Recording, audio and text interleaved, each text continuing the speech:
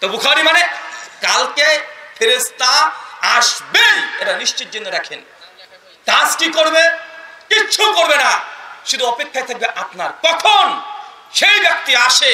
একদম বিশুদ্ধ নিয়াত নিয়ে বাড়িতে সুন্দর করে গোসল করেছে, গোসল করার পরে আতর সেন্ট যা আছে কমপক্ষে মাখা করেছে, হেঁটে হেঁটে পায়ে এসেছে, আর ফেরেশতারা অপেক্ষা করবে যে ব্যক্তি কালকে প্রথমে সালাতের উদ্দেশ্যে নিয়াত করে জুমা মসজিদে আসবে, ওই ব্যক্তির আমলনামাতে আল্লাহ জানিয়ে দিয়েছে একটা লাল উট কুরবানি করে যা নাকি তার আমলনামায় তার নেকি লিখে দাও।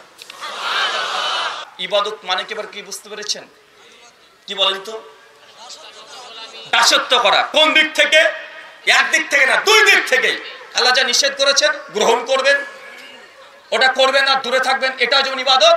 আল্লাহ সুবহানাহু ওয়া তাআলা যেগুলোকে আদেশ করেছেন করতে বলেছেন নির্দ্বিধায় করবেন, এটাও ইবাদত। একটা ভুল ধারণা দূর করতে হবে, ইবাদত করলেই যে মানুষ জান্নাতে যাবে এর কোনো গ্যারান্টি নেই। আপনি তো প্রশ্ন করেন হুজুর, এক হুজুর বলছে আহলে হাদিসের 7 ভাগা কুরবানি দেওয়া যাবে, আর এক হুজুর বলছে যাবে না।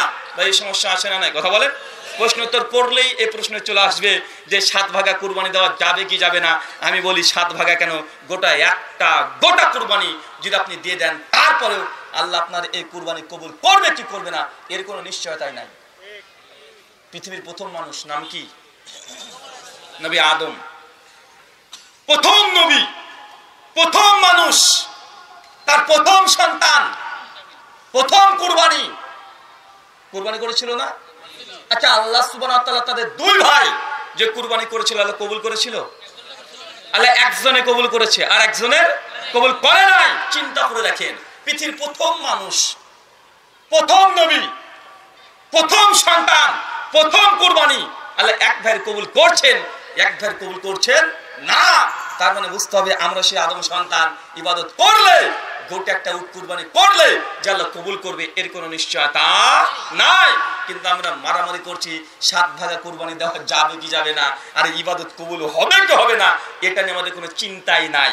সহিহ বুখারী 903 নম্বর হাদিস, 991 নম্বর হাদিস, সহিহ বুখারী 991 নম্বর হাদিস। আল্লাহ নবী বলছেন প্রত্যেক জুমার দিনে আল্লাহ সুবহানাহু ওয়া তাআলা পক্ষ থেকে স্পেশাল কিছু ফেরেশতা পৃথিবীর যত জুমা মসজিদ আছে সব জুমা মসজিদে চলে যায়। মানে কালকে আসবে। আজ কি বার? হ্যাঁ, কাল জুমাবার না? জুমাবার। কাল মানে আপনাদের জুমা মসজিদ আছে না ভাইজান? আপনার জুমা মসজিদে কালকে স্পেশাল ফেরেশতা আসবে, আপনাদের আমল নামা নিয়ে আসবে। আল্লাহ নবী বলছেন, বুখারীর হাদিস। আর বুখারী মানে কি বলেন তো ভাইজান? যদি শেখ আব্দুর রাজ্জাক বিন ইউসুফ হাফিজাহুল্লাহর কণ্ঠে যদি বলতে হয়, বুখারী মানে আম গাছে জাম ধরতে পারে ধরে না, বলে না? আমাবস্যার রাতে চাঁদ উঠতে পারে উঠে না, শৈল ছিদ্র দিয়ে ফাল ঢুকে যেতে পারে তবুও ঢুকে না। কিন্তু বুখারীর মধ্যে যে কোনো জয়ীফ হবে এটা হতেই পারে না। তো বুখারী মানে কালকে ফেরেশতা আসবে, এটা নিশ্চিত জেনে রাখেন। কাজ কি করবে? কিচ্ছু করবে না, শুধু অপেক্ষায় থাকবে আপনার কখন সেই ব্যক্তি আসে।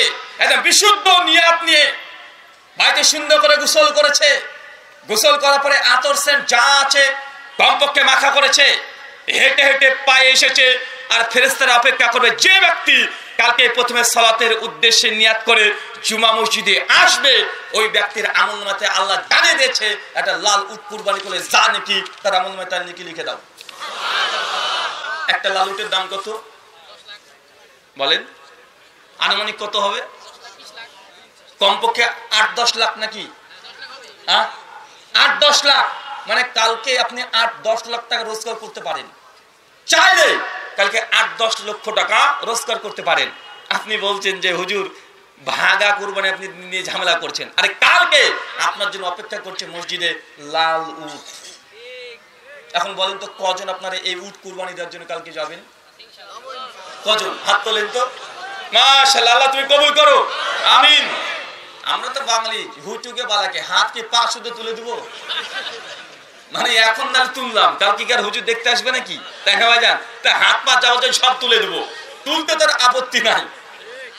আল্লাহ নবী তারপরে বলছে কোন ব্যক্তি যদি প্রথম হতে পারেনি, চেষ্টা ছিল, ইখলাস ছিল, কিন্তু আপনার মতো অনেক ভাইয়ের ইখলাস থাকতে পারে, ও চেষ্টা করতে পারে, ও চেষ্টা করতে পারে, যদি সেই ব্যক্তি দ্বিতীয় হয়ে যায়, আল্লাহ নবী বলছেন ওই ব্যক্তিরা আমলনামায় ফেরেশতাকে বলা হবে একটা গরু কুরবানি করলে যে নেকি তার আমলনামায় সেই নেকি লিখে দাও।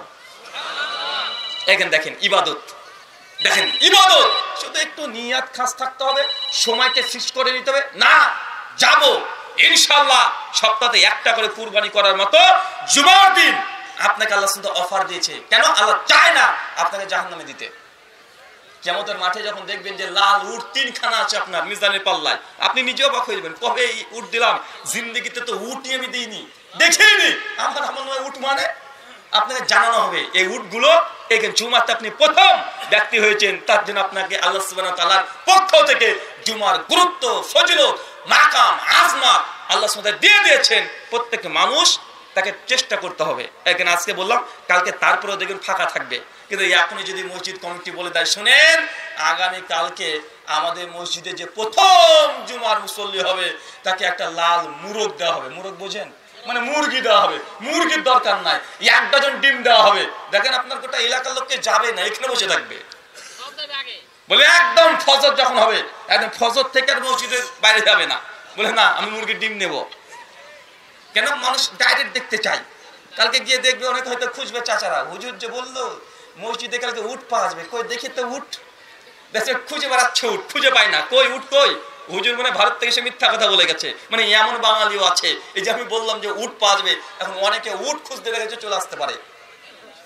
আল্লাহ সুবহানাহু ওয়া তাআলা বুঝার তৌফিক দান করে সকলে বলি আমিন।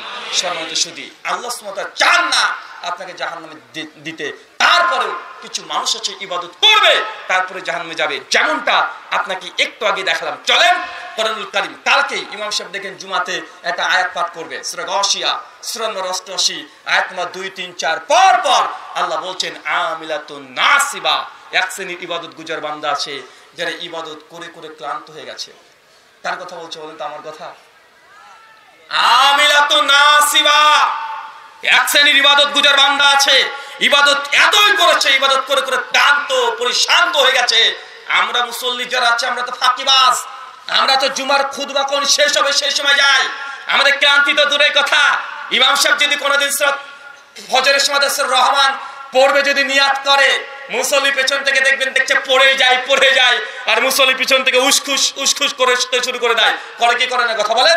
আমরা তো সালাতে ব্যাপারে উদাসীন, এটা আমাদের জন্য বলছে না, মানে আমাদের চাইতো অনেক বড় ইবাদত গুজার বান্দা কথা বলছে।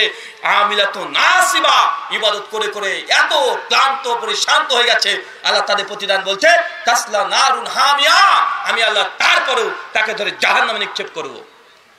কত কষ্টের ব্যাপার।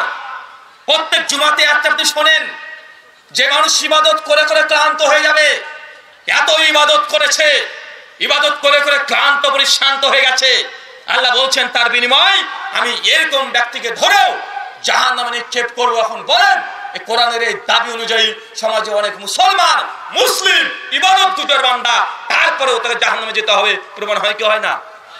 অন্তরে ভয় তৈরি করতে হবে। আপনি মনে করছেন ইবাদত করলাম মানে আমি জান্নাত চলে গেলাম,